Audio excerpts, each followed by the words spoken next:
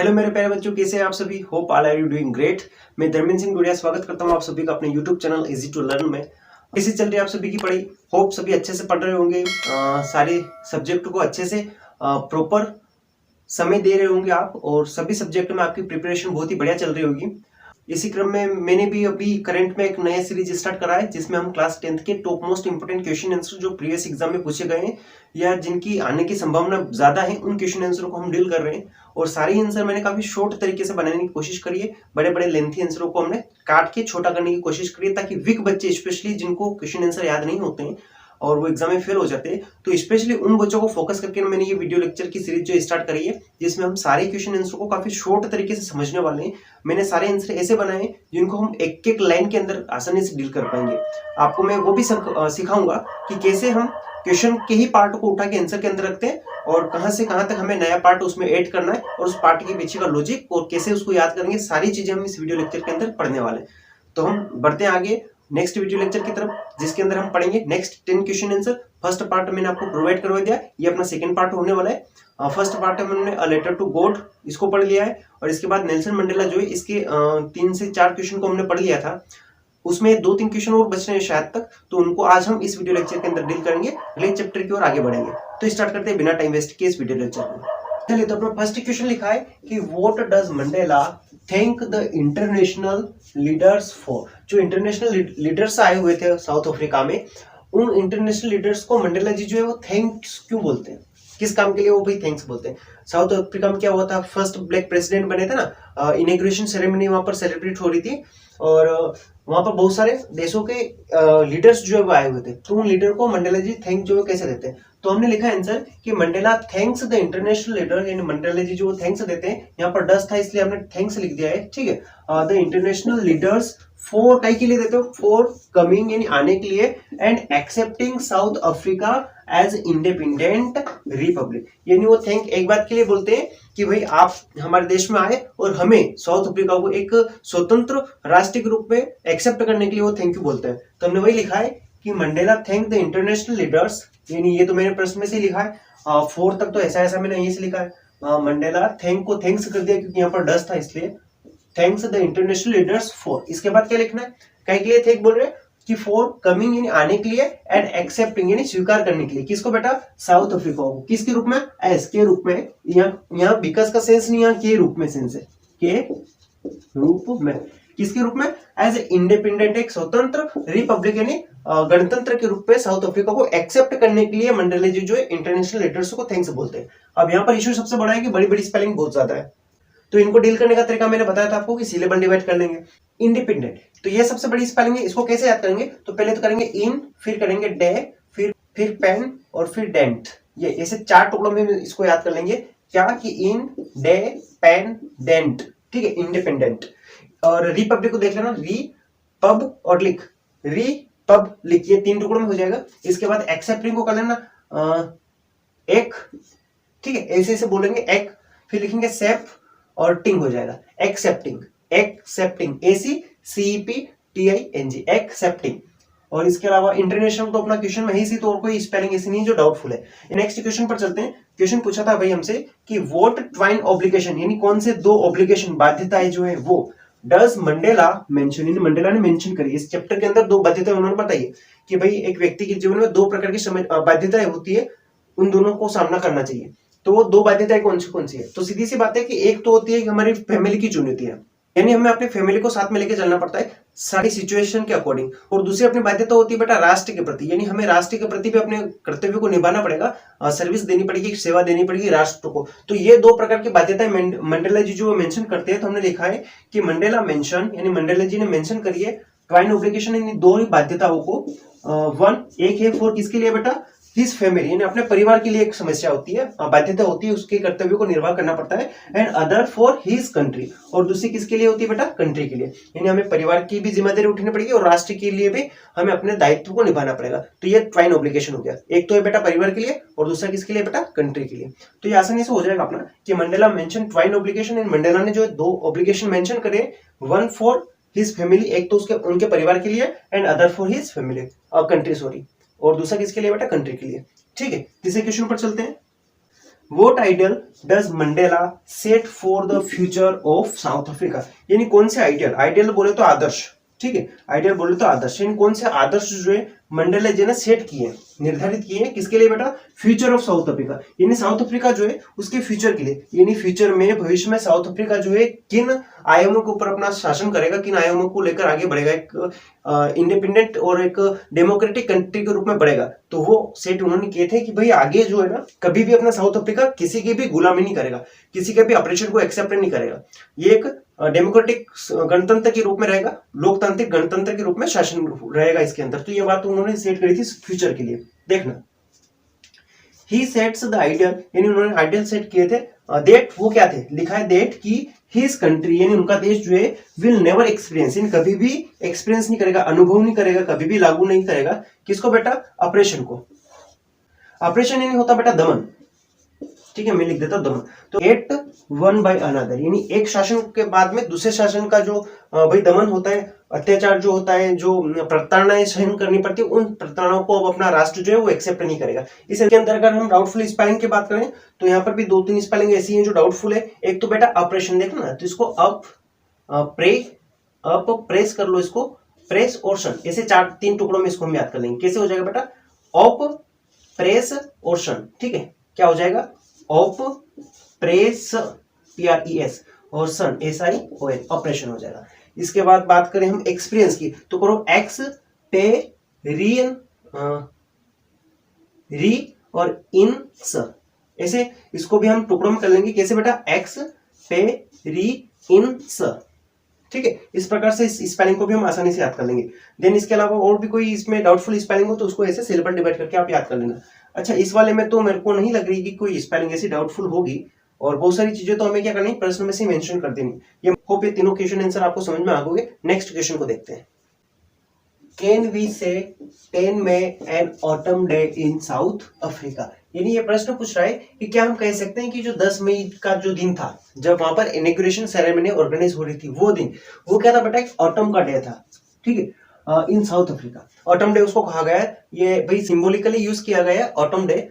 तो ये क्यों कहा गया है 10 मई को ऑटम डे? ऑटम यानी क्या होता है बेटा, पतझड़ होता है, उस समय क्या होता है, सारे पत्ते झड़ जाते हैं और नए पत्ते आना शुरू हो जाते हैं। तो ये इसको क्यों कहा गया है, हमने आंसर लिखा है कि we can say 10 May an autumn day in South Africa, यानी हम बोल सकते हैं कि 10 मई जो है वो क्या एक बेटा ऑटम डे था इन साउथ अफ्रीका के अंदर। क्यों था, फॉर इट्स वेदर, यानी एक सबसे बड़ी बात कि वहां का वेदर जो था, मानसून जो था, वो भी कौन सा था बेटा, ऑटम सीजन वाला था। एंड एक और बात कि वहां पर क्या हो रही थी बेटा, डाउनिंग हो रही थी। डाउनिंग मतलब प्रभात, है ना, जैसे मॉर्निंग होता है ना, तो मॉर्निंग से पहले का समय जो होता है उसको हम डाउनिंग बोलते हैं।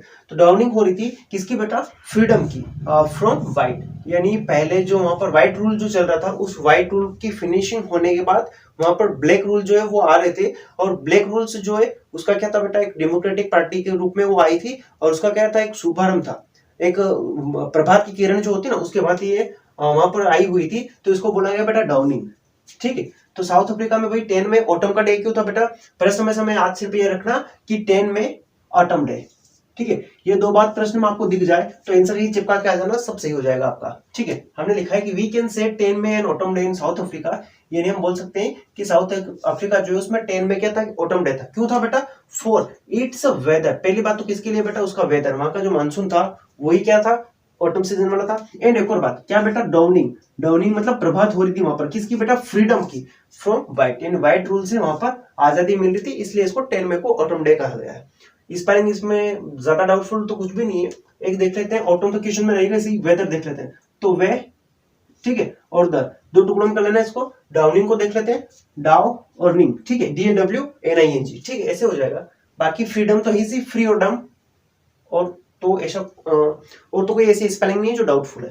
देन अपना 15वें क्वेश्चन से चैप्टर चेंज हो जाता है। अभी ये जो नेल्सन मंडेला से रिलेटेड है, सारे क्वेश्चन आंसर हमने डील कर लिए, 14 क्वेश्चन आंसर बने। इससे पहले मैंने आपको एक क्वेश्चन अपना जो नेक्स्ट चैप्टर है उसका करवा दिया था, जिसमें हमने सीगल के बारे में स्टोरी पढ़ी थी, तो वो वाला मैटर है, why was young seagull afraid to fly, वो क्वेश्चन मैं डील करवा चुका हूँ। अब हम उसी चैप्टर से रिलेटेड नेक्स्ट क्वेश्चनों को डील करेंगे, जिसमें हम ब्लैक एरोप्लेन वाले चैप्टर को पढ़ेंगे।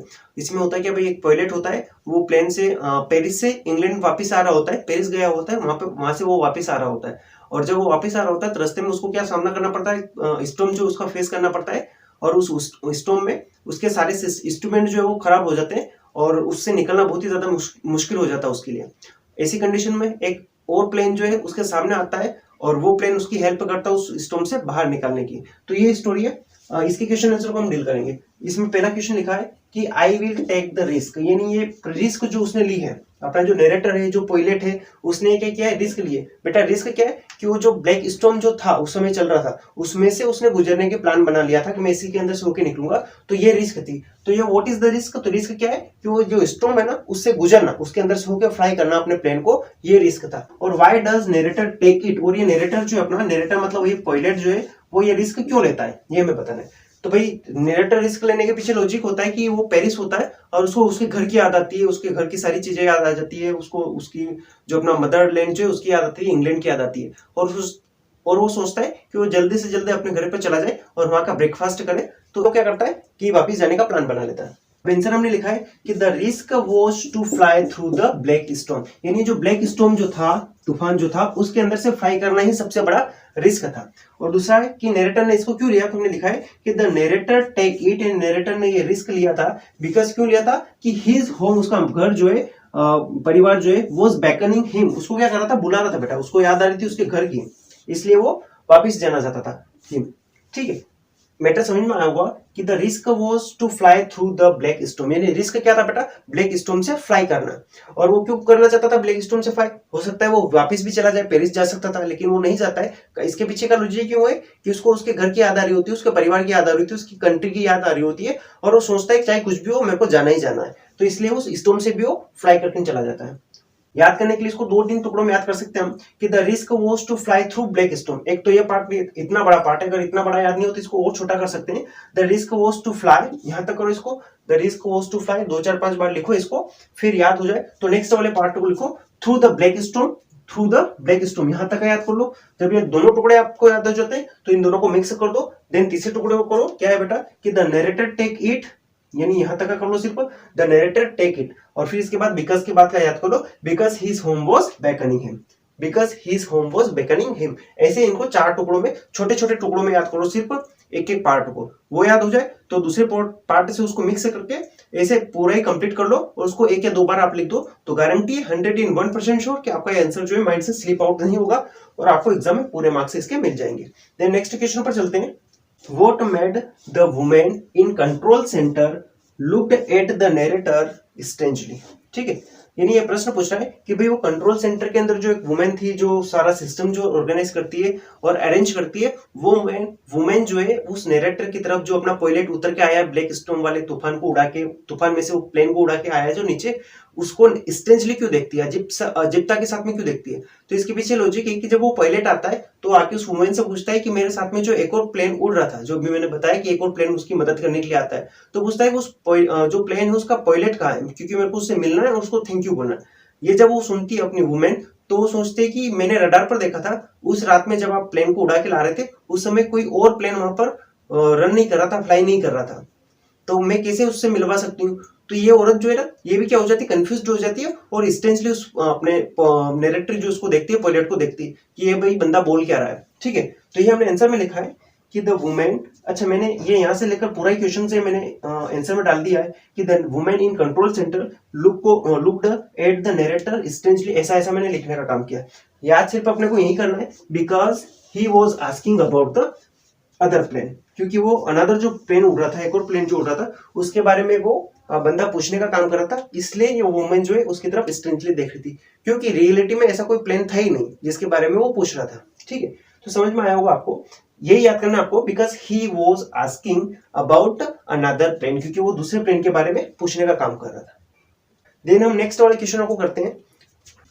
चलिए नेक्स्ट क्वेश्चन इसको देखने से पहले अपना जो क्वेश्चन आंसर आ रहा है बेटा, एन फ्रैंक्स जो है नेक्स्ट चैप्टर उससे आ रहे हैं, और उसको मैं पहले थोड़ा सा स्टोरी के बारे में आपको बता देता हूँ। ये सारे क्वेश्चन आंसर 3-4 जो भी नेक्स्ट आने वाले हैं, ये सारे from the diary of Anne Frank करके ना आपका एक चैप्टर है, उससे लिए गए हैं। उसके top most important question answer जो भी एग्जाम में पूछे जाते हैं, जो लग रहे हैं कि इंपोर्टेंट बन सकते हैं, उन सारे क्वेश्चन आंसर को हम डील कर रहे हैं।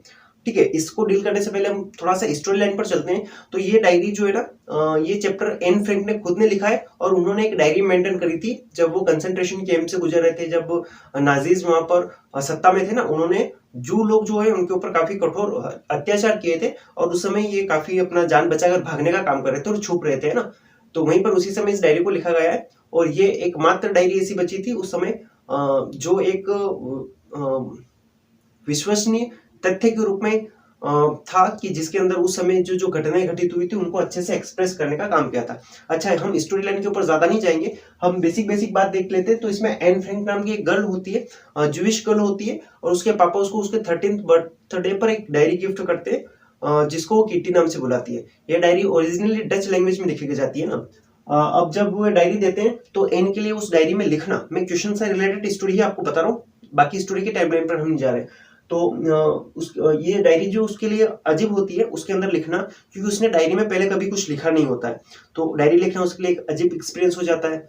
अच्छा, वो सोचती है कि यार ये डायरी लिखना बेटर भी है।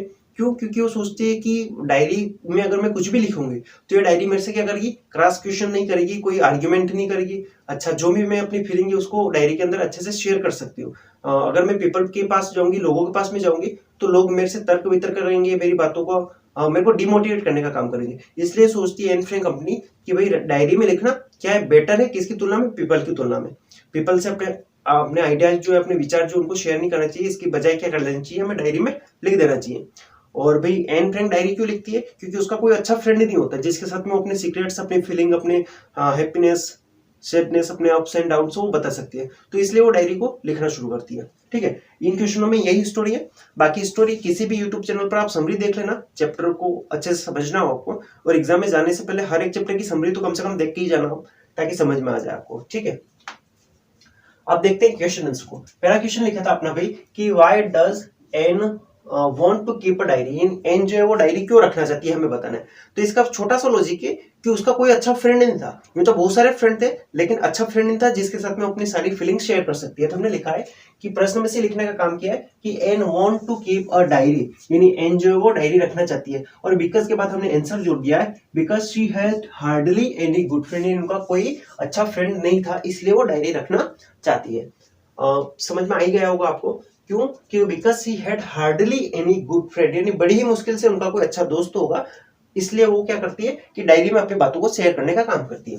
देन अगला लिखा था कि व्हाई डिड एन थिंक, यानी एन ऐसा क्यों सोचती है कि शी कुड कन्फाइन, यानी वो क्या कर सकती है, ज्यादा कन्फाइन कर सकती है, खुल के बातों को रख सकती है, अपनी भावनाओं को, फीलिंग को एक्सप्रेस कर सकती है इन डायरी, यानी किसके अंदर बेटा, डायरी के अंदर अपनी फीलिंग को ज्यादा बेटर तरीके से एक्सप्रेस कर सकती है देन इन पीपल, यानी लोगों की तुलना में। लोगों में वो अपनी बातों को अच्छे से नहीं समझा पाएगी, अपनी बातों को, अपनी भावनाओं को, अपने जो इमोशन है उनको अच्छे से एक्सप्रेस नहीं कर पाएगी, लेकिन वो डायरी में बेटर तरीके से अपने एक्सपीरियंस को लिख सकती है। तो ये ऐसा वो क्यों बोलती है? तो हमने लिखा है कि Anne thought she could confide more in her diary than in people. ये वाली बात तो मैंने पूरी प्रश्न में से लिखी है, यहाँ एन से लेकर यहाँ तक सारी बात मैंने क्वेश्चन में से ही लिखने का काम करा है। अब हमें आंसर में लिखना क्या है कि ऐसा वो क्यों बोलती है कि वो जो है पेपर को ज्यादा बेटर समझती है पेपर की तुलना में। तो हमने लिखा है कि बिकॉज शी थॉट, क्योंकि उसको लगता है कि paper had more patience than people, यानी पेपर के अंदर क्या है बेटा, ज्यादा पेशेंस है, ज्यादा धैर्य है, किसकी तुलना में,